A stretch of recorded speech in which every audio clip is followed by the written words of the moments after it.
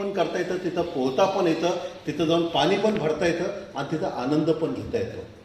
कायदा हा त्या नदीच्या प्रवाही पाण्यासारखा असतो आणि कायदा हा निरंतर बदलत जाणार आहे.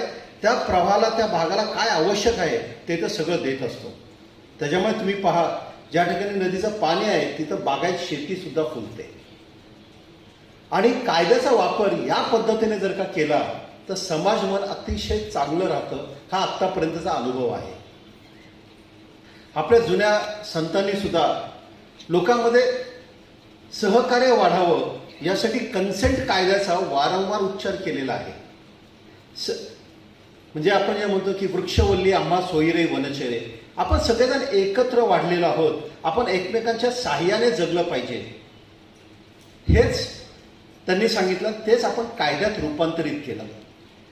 प्रत्येक व्यक्तीमध्ये परमेश्वर आहे. त्याच्यावर पुरुष आणि स्त्री हा भेद परमेश्वराजवळ नाही, ही गोष्ट आपल्या संतांनी सांगितली. परंतु आजही दुर्दैवाने समाजामध्ये स्त्री आणि पुरुष हा भेद अनेक ठिकाणी राहिलेला आहे आणि तो नष्ट कायद्याने सुद्धा हेच तत्व स्वीकारलं की स्त्री आणि पुरुष एकच असतात.